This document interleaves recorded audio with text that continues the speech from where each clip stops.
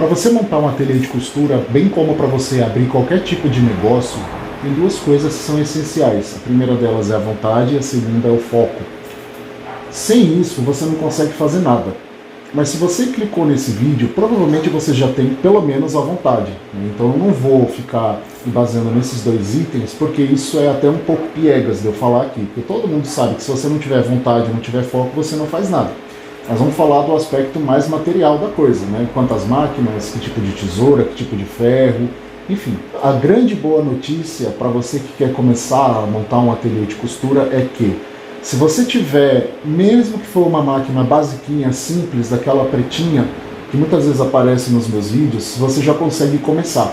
Até porque essas máquinas pretinhas, eu falo isso em quase todos os meus vídeos que eu trato desse assunto, elas são as melhores máquinas que você pode trabalhar. Por quê?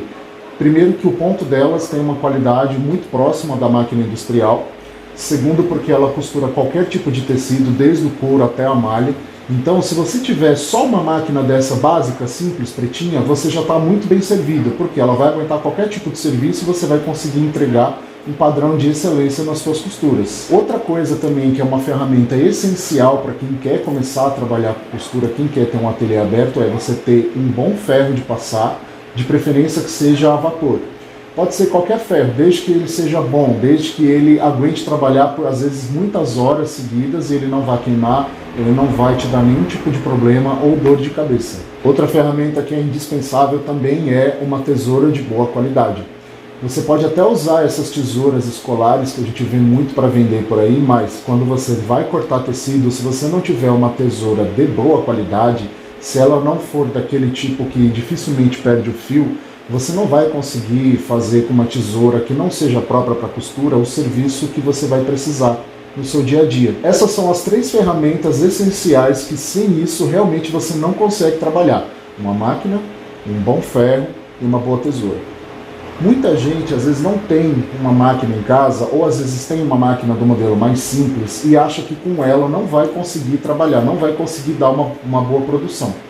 O que eu falo para todas as minhas alunas é o seguinte: se você tiver uma máquina que faz a costura reta e o zigue-zague, mesmo se você não tiver overlock, como essa minha aqui, ou se você não tiver aquela overlock chinesinha, verdinha, que muita gente conhece como verdinha, se você tiver uma máquina que faz o reto e o zigue-zague, você já está bem servido de aproximadamente uns 80% a 85% de todo tipo de costura que pode aparecer.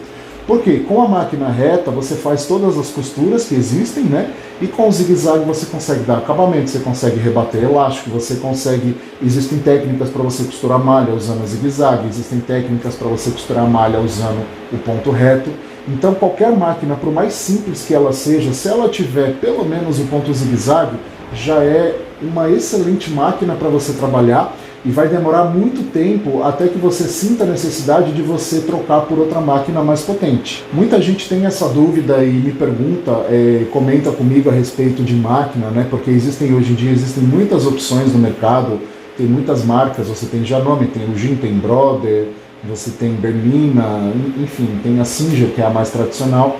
Só que, assim, o que você precisa observar é o seguinte, todas essas máquinas, elas são mais ou menos, na sua essência, elas são mais ou menos iguais. O que vai diferenciar, às vezes, é um detalhe ou outro, um tipo de ponto que ela faz, ou determinado tipo de máquina, que ele é mais adequado para um determinado tipo de serviço. Se você provavelmente não sabe ainda qual é o segmento que você vai atuar, o meu conselho para você é: comece da maneira mais simples possível. Comece com o que você tem. Mesmo se você não tiver uma boa máquina, uma máquina de qualidade, se você tiver daquelas bem baratinhas, mesmo se for usada, porque não tem necessidade de você comprar uma máquina nova que não custa menos do que R$1.000, comece. Então a minha dica para você é a seguinte: começa com o que você tem. Mesmo se você não tiver uma boa máquina, uma máquina dessas que faz muitos tipos de ponto, que tem muitas funções, mesmo se não for uma máquina nova, se for mais antiga, se for usadinha, desde que ela seja boa, desde que ela tenha um ponto de qualidade, desde que ela consiga te entregar aí um mínimo de qualidade, né, em horas de trabalho, começa. Porque com o tempo você vai agregando outras coisas. A minha primeira máquina de costura, o meu pai ganhou de uma cliente dele, que ele trabalhava com mudança. Ele ganhou essa máquina, era uma Singer 667, ela é da década de 70. E eu lembro que eu comecei a trabalhar com essa máquina, eu comecei a fazer consertos nas minhas roupas, eu comprava roupa em brechó, eu gostava de customizar, e foi assim que eu comecei. Aí logo eu vi a necessidade de ter uma pretinha, porque existia certos tipos de trabalho que aquela máquina não dava conta de fazer. Por exemplo, uma barra de uma calça jeans que for um pouco mais grossa, o ponto daquela máquina é muito bonito, é uma excelente máquina, mas você percebe que tem uma diferença na qualidade no ponto da pretinha. Eu fui lá, eu comprei uma pretinha, uma Singer. Aí depois eu fui agregando outras coisas. Aí eu senti a necessidade de ter uma overlock. Por quê? À medida que o tempo foi passando, que eu fui expandindo meu leque de atuação, eu senti essa necessidade de máquinas para atender determinadas demandas de serviço. É a mesma coisa que eu recomendo que você faça. Não tente começar abraçando o mundo. Por quê? Provavelmente você vai se decepcionar muito com o tipo de trabalho que vai aparecer na sua frente. Provavelmente vai aparecer muitas opções de serviço para você. Então, se você tentar investir logo de cara numa máquina que você vai tentar abraçar o mundo, a chance de você se frustrar é muito grande. Você acaba perdendo muito dinheiro desnecessariamente. Então, comece pelo básico. Começa pelo simples. É muito melhor um básico, um simples bem feito, do que uma coisa muito assim exagerada e que fica mal feita. Falando agora sobre a outra ferramenta que a gente precisa ter, é o ferro de passar. Muita gente tem em casa daqueles ferros mais antigos, aquele Black Decker, que ele é de baquelite, ele é pretinho. Eu tenho desse ferro em casa, eu gosto muito de trabalhar com ele, mas ele tem uma desvantagem, que ele é seco, ele não tem o vapor. Em determinados tipos de trabalho que você vai fazer, se você tiver o vapor, isso vai te ajudar muito, porque tem alguns tipos de tecido, principalmente os sintéticos, que eles são mais rebeldes, igual a minha avó falava, você passa o tecido, mas ele não agradece ao ferro, né? Ele não assenta bem.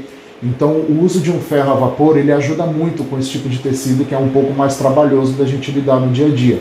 Claro que não precisa ser da marca mais cara, não precisa ser o melhor, não precisa ser desses que tem caldeira, nada disso. Eu tenho um ferro, esse Black Decker, eu tenho um outro que eu ganhei de um amigo há muito tempo atrás, que ele é japonês, ele é bem antigo, ele deve ter mais de 30 anos, e ele me atende muito bem. E eu falo da importância do ferro de passar porque assim, o segredo da costura bem feita é o ferro. Você tira uma peça da máquina que você acabou de passar uma costura, às vezes aquela costura fica meio repuxando, ela fica meio querendo franzir o tecido. Se você passa o ferro, você vê que aquilo assenta de uma maneira que é surpreendente. Então, se você não tiver um ferro de qualidade, dificilmente você vai conseguir um determinado nível, um determinado padrão no teu serviço, e aí os teus clientes não vão gostar, consequentemente eles não vão voltar e não vão te indicar. Por último, a ferramenta que eu considero mais importante depois da máquina é a tesoura. Eu sempre falo para as minhas alunas que abaixo da máquina de costura, a tesoura é a ferramenta mais cara, é a ferramenta mais importante, porque assim, novamente, você tem determinados tipos de tesouras e cada um é bom para um tipo de serviço. E aí, se você tiver apenas uma, desde que ela seja boa, desde que ela seja de boa marca, desde que ela seja dessas que não perde o fio com facilidade, você já está bem servido. Só que, novamente, com o passar do tempo, você vai sentindo a necessidade de você agregar outras coisas no teu portfólio de ferramentas. Então você pode começar com uma tesoura maior, uma tesoura menor, porque a tesoura maior você usa para tecido, para cortar tecido, a tesoura menor você deixa na máquina, para você cortar a ponta de linha, para você às vezes aparar a linha quando a peça sai da máquina. E aí com o tempo você vai ter uma tesoura para picote, que é o que a gente chama de tesoura de arremate. Pode ser que você tenha mais uma tesoura para corte de tecido, porque aquela primeira você percebe que ela já não aguenta tão bem certos tipos de tecido. E assim, com o passar do tempo, você vai agregando coisas, agregando ferramentas no teu portfólio. Hoje, depois de mais de 15 anos de profissão, eu tenho 8 máquinas de costura, eu tenho 5 tesouras, eu tenho 2 ferros, eu trabalho em casa, apesar de eu já ter tido loja na rua, mas eu escolhi trabalhar em casa. Esse também é um ponto importante que eu vou abordar num próximo vídeo, se você deve começar trabalhando em casa ou com um ponto na rua. Mas assim, comece com o que você tem. Não seja perfeccionista como eu fui durante muito tempo, de achar que eu só ia trabalhar de uma forma boa, se eu só ia fazer ter um bom padrão de serviço se eu tivesse determinada máquina, determinada tesoura, se eu tivesse, por exemplo, uma loja num determinado ponto. Não é assim que funciona. Essas coisas vêm com o tempo. Se você, claro, tiver um espaço na sua casa, se você tiver ali um quarto que dá para você acomodar suas coisas, ótimo, você já tem um excelente ponto para você começar. E aí você começa divulgando para pessoas próximas, você começa pegando concertinhos de amigos, de parentes, e aí você vai ver que as próprias pessoas, ao notarem a qualidade do teu serviço, ao notarem o padrão que você entrega, aí essas pessoas vão começar a fazer a sua divulgação através do boca a boca, que é a melhor propaganda que existe, é a divulgação boca a boca. Então, em essência, para você começar, para você montar um ateliê de costura, você precisa ter a vontade, você precisa ter o foco, você precisa ter essas 3 ferramentas, sem as quais você não consegue. E a última coisa, que na minha opinião é o mais importante de tudo, você precisa sempre ter uma preocupação com qualidade. Qualidade no teu serviço, qualidade no teu atendimento, qualidade na tua pontualidade, você não decepcionar o teu cliente. Você também tem que colocar um preço que condiz com o valor do serviço que você entrega. Se você tem esse tipo de dúvida, eu já tenho vídeo no canal explicando esses conceitos. Você precisa também saber o valor da tua hora trabalhada, porque sem isso você não consegue, você não tem uma base para precificar o teu serviço de costura. Tudo isso são coisas que você vai agregando com o tempo, mas sem aquele básico, sem aquele essencial, que é a máquina, o ferro e uma boa tesoura, você não consegue começar. E não se preocupe, porque a tua própria qualidade no teu padrão de serviço é quem vai fazer a tua fama. E se você tiver apenas foco em qualidade, as coisas vão acontecendo naturalmente para você. Então não se preocupe em começar logo de cara com o melhor de tudo, com o mais caro. Não tem essa preocupação. Preocupe-se em atender bem o seu cliente e com foco em qualidade. Se você gostou desse vídeo, não esquece de deixar um joinha para mim, porque isso me ajuda muito a crescer no YouTube.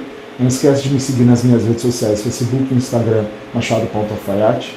Não deixe de acompanhar os próximos vídeos dessa série, que eu vou aprofundar mais nesse tema, sobre como começar no negócio da costura, como começar a viver da costura. Muito obrigado por me assistir até aqui e até o próximo vídeo.